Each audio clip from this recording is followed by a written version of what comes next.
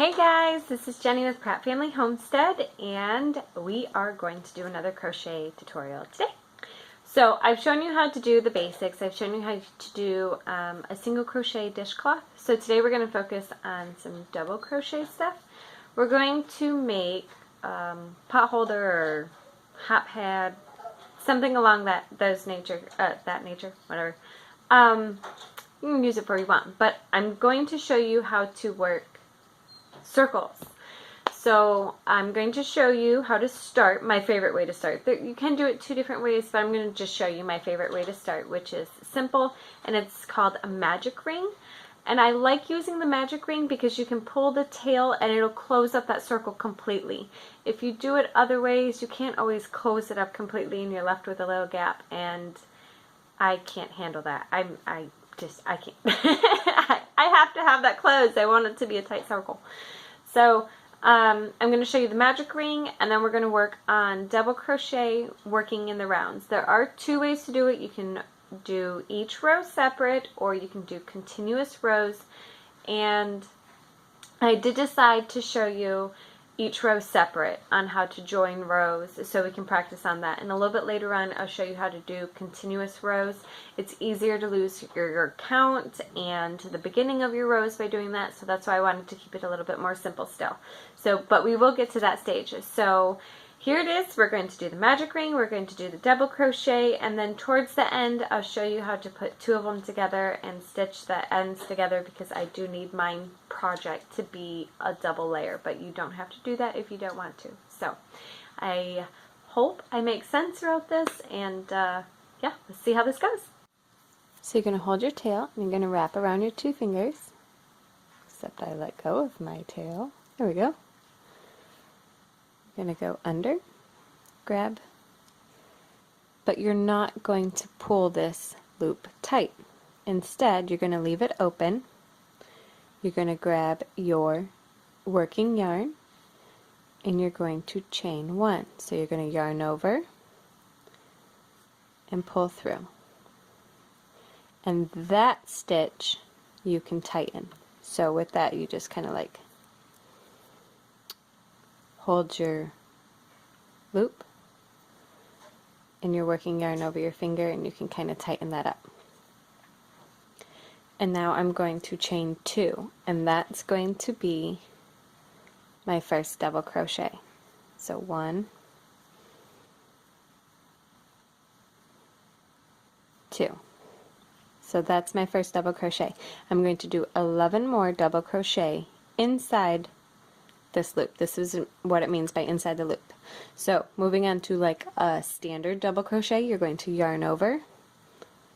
You're going to insert your hook through the loop. Don't worry about the tail. You're just going to work right over it.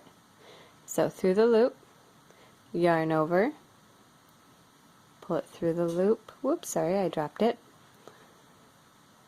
Yarn over, pull through 2, yarn over, pull through 2. So again, another double crochet inside this circle. You're going to yarn over, insert into the circle, yarn over, bring it through, yarn over, pull through 2, yarn over, pull through 2. So that gives us 3 stitches so far, and we want a total of 12. So let's do it again. Yarn over, insert into the circle, yarn over, bring it through. My tail is going crazy. Yarn over, pull through 2, yarn over, pull through 2. So there's number 4.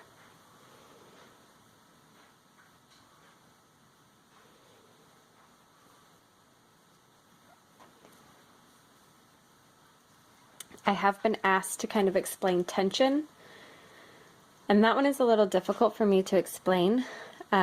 You don't want it pulled tight, you don't want it stretched tight, but you don't want it so loose that your stitches are, I mean, unless that's what you're doing through the whole project. You don't want it all big and sloppy and loose like that. Again, unless that's what you're doing for the whole project. However you start it is kind of how you want to maintain it, because it does really change the size of your stitches. So I have it ever so slightly pulled. I want it so it's not droopy. I want it so it's not in the way of doing my next stitch or my next loop, but I'm not pulling tight. And unfortunately, that's the only way I know how to explain that. You just kind of have to experiment. You want to be able to move your hook freely between the strands of yarn, into the previous row, things of that nature. You don't want it pulled tight, but you don't want it loose either, unless you're looking for that more open, loose stitch appearance.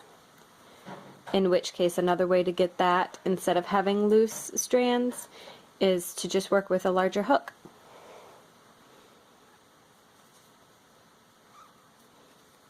And I have officially lost count.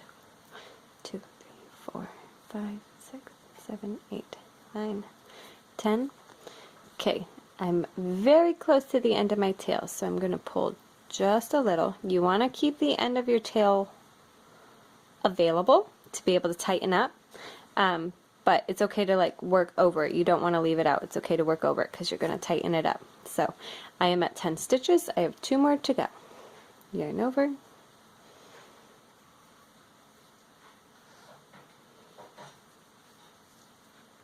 Number 11 and 12. And you can go ahead and gently pull on that tail, and you'll see that center just close right up. See that? Okay, now there's 2 ways you can do this. You can do what's called continuous rounds, or you can do each row its own separate area. So I'm going to do rows to show you how that looks, and I think that would also be the easiest to follow. So to start, you're going to slip stitch into the second chain that you made.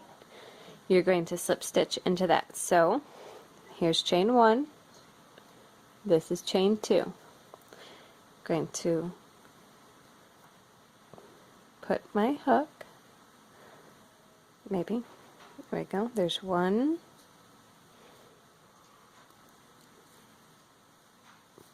there's the other one. So under that whole stitch, so I got off camera a little bit, under that whole stitch, and I'm going to yarn over, and I'm going to pull that through, and then I'm also going to pull it through this other stitch on my hook. So that closes up the round. So now that's 12 stitches all joined together. So to start the next row, I'm going to chain 2, and that counts as my first stitch. I'm going to yarn over. I'm going to do a double crochet into the next stitch. Actually, I'm going to do 2 double crochet into the next stitch. So here's 1,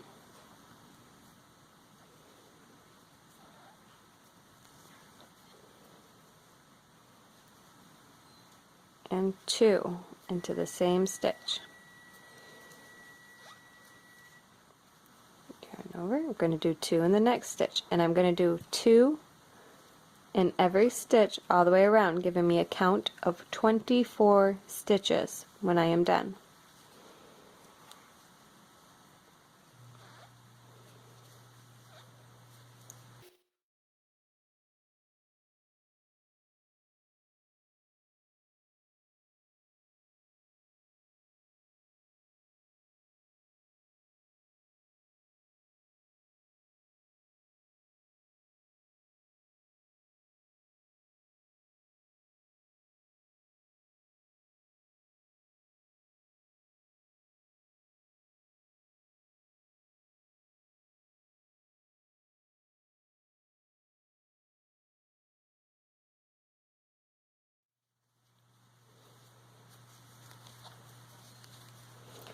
Okay, now what I'm going to do here at the end, so this is where we started. This was our slip stitch right here, this like bluish one. and we chain 2. So there's one, this counts as 1 stitch. So I'm going to do a double crochet right here in this slip stitch from the previous row.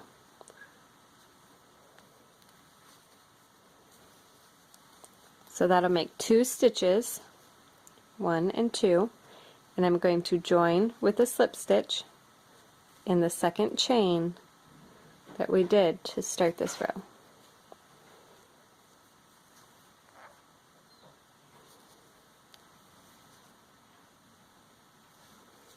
There we go. So there's 2 rows. Start your next row. You're going to chain 2. You're going to double crochet in the next stitch. So see how I went from this one over to that one. I'm going to do another double crochet in that same stitch. So now there's 1 here, 2 here. You're going to repeat. You can do 1 here, 2 here, 1, 2. You're going to do that all the way around, giving you 36 stitches.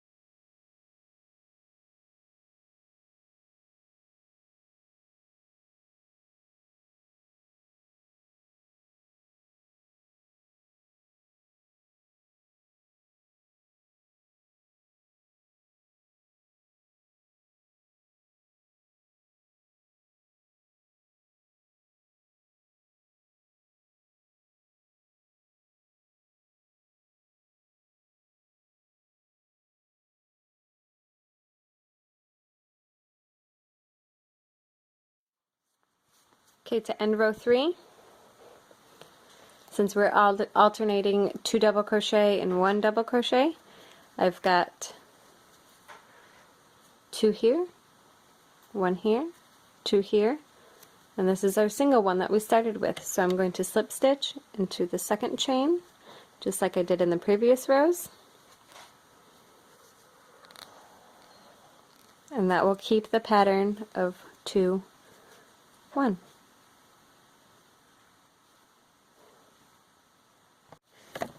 Okay, so from then on, you keep doing the same until you get this into the size that you want. So for myself personally, for what I am doing this for, it's going to be large, probably 2, 3, 6, probably about 12 rows. Each row you're going to increase it by 12 stitches. So row 4 is going to be 48, row 5 is going to be 60, so on and so forth, until you get the size that you want. Now this does make a fairly thin pot holder, hot pad, whatever it is that you want to use it for. So you could do another one following the same pattern and then stitch them together. And that's what I'll be doing because I need this to be thick for the project that I am making. So I can show you how to go ahead and stitch those together once I get mine completed. But this is the basics of how to do circles with a double crochet. Again, you start with the magic ring. That's wonderful because then you can just pull your tail and close up your circle. You can leave a gap if you wish. You can do what you want with that. And again, this is not continuous rounds. This is ending each round with a slip stitch and continuing on with a new row. So on another project I will show you how to do the continuous rounds, but this is how you make some circle projects, increasing each row by 12. So I hope that helps and I hope you guys enjoy. Okay, so I have my 2 layers. I did the backside red. It's a little bit bigger, but this one will stretch. So now I'm just going to put them together. So with my crochet needle, keep bumping the camera, I'm going to go in through, oh, where's my camera? just pick any stitch. Go under that stitch on the red layer and under the stitch of the blue one, and just kind of pull it through. However, I have a really long strand here. And then I'm going to do the exact same thing. I'm going to just bring this down, go through the red, go through the blue, and I'm going to do this on every stitch around to ensure that it stays together properly.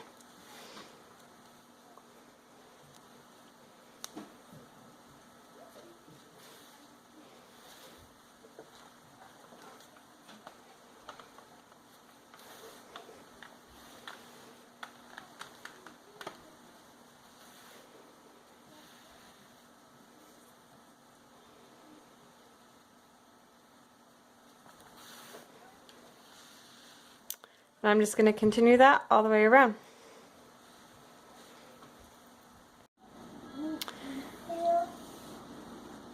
Okay, so once you get done going around the edge, you're going to have your two strings, might be on the same side, might be on opposite sides. You're just going to tie them into a knot. Cut your tails a couple inches above your knot.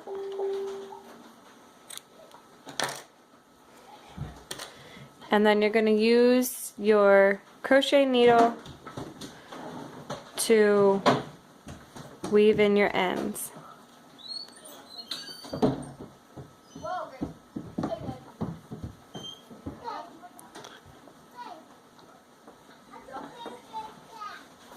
And since they're red, I'm going to do it on the red side.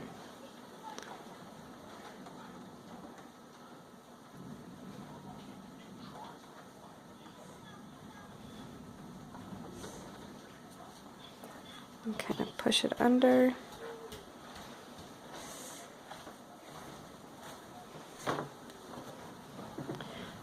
Now it's pulled tight, so I'm going to cut the ends off, pull it back, flatten it out, and there you have it. It's a double layer hot pad.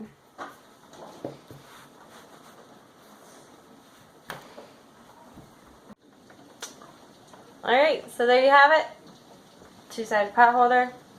Shows you how to work a circle project, shows you how to make a magic rings, shows you rows, row to row. Like I said, there's two ways to do circle projects. You can do single rows, or you can do continuous rows. This one was the single rows. And I showed you how to go ahead and kind of stitch two layers on top of each other. So I hope that helps. I hope you understand all of it. Of course, as always, if you have any questions, don't hesitate to ask. You can leave your questions in the comments or give us an email at prattfamilyhomestead@gmail.com. So, yeah, there we go. Double-sided hot pad. Like I said, you can make these any size. This one's to go under a canner. So, big lightning, you see that? You can make these any size. You can use them as hot pads, pot holders, you know, whatever. You could even have like nice thick dishcloth, whatever it is you want to use it for. So I hope you enjoyed this video, and this is Jenny with Pratt Family Homestead, and we will talk to you later.